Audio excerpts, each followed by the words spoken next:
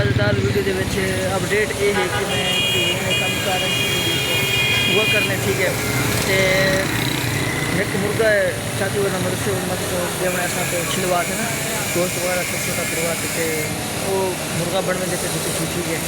तो ये जो अपडेट है नाम डाल तो सारी शेयर करें वीडियो शुरू करूँ तो पहले साढ़े चैनल को सब्सक्राइब करके वाला मज़ेदार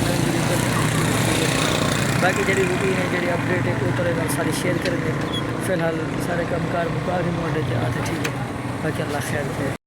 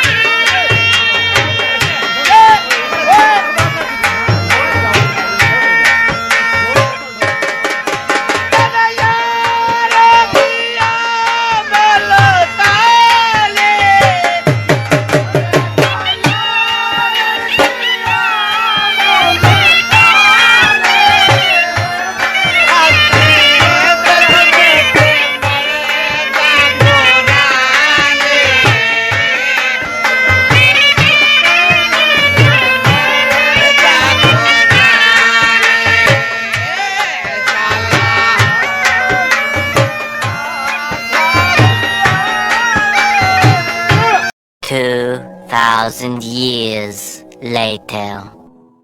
पर्ची मेरे हाथ थी थोड़े सामने ठीक है। तो टीका लगने दवाई वगैरह की बुखार है कि ना तबीयत तो पता चली चौथी बार खराब है दवाई गिरनी माल तो वापस आ गया हम सही सलामत ठीक है। हूँ तो हूँ मैं स्टोर तो आते ना सामने एक स्टोर है सामने तक नज़र आंदा पे सो नुक्कड़ दूते ठीक है। हूँ स्टोर को मानते पहले ये दवाई परचेज करना ठीक है। टीका लवाते वाला जी अपडेट है तो ना सारी शेयर करना बैक देखो 300 350 का टीका है लग गया 350 का टीका लग गया फिलहाल ठीक है। तो जो अगला टीका लगने वाली जो चाहती होता हाँ तो डेट हिसाब करने वो अलग है ठीक है।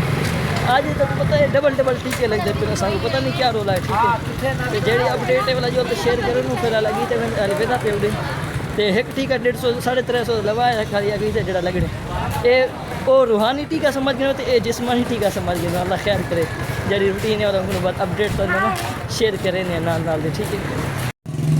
वेलकम बैक व्यूअर 350 का टीका अगे लवाए या डॉक्टर साहब डबल डबल टीके लाके ते अगे स्टोर करो 350 रुपये गए तो हूँ जो डबल डॉक्टर साहब ठीक है 2 टीके वाली बात है लगनी मकसद के काल भी परसों दूरी वाला लगना ठीक है। तो ये अपडेट ये सूरत हाल है फिल्म जी रूटीन वाला घाट होते शेयर तो सारी करें ठीक है। ये अपडेट है हाली हाल बुरे थे बैठे ठीक है फिलहाल पता नहीं क्यों बेचैनी जी वाला तो जी अपडेट होता वेलकम बैक व्यूअर घर पहुँच चुके हम ठीक है। तो टीका तो जरा ना लड़ गए मेरे को नक से टीका ना था तो मेरी बर्बादी थी ठीक है।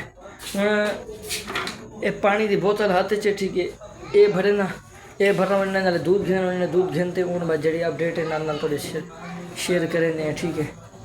तो साड़ी वीडियो अच्छी लगी क्या उसे हूँ तो सवाल जी रूटीन एंड करूँ क्योंकि वीडियो इतनी बन नहीं सकी पूरी नहीं कर सका पानी भरते हूँ बाद जी अपडेट है ना सारी शेयर करें हाय वेलकम बैक व्यूअर परसों मेरा व्लॉग पूरा करना थी जिमें कि तक पता है शाम का टाइम ठीक है। तो नाले दवाई घेनते आया बुखार मेरी जान ना छुड़न आई तो कल सारी दीवार जलील किते बुखार ने कल दोपहर को वाला गया वाला दवाई वगैरह भी घी है ठीक है। तो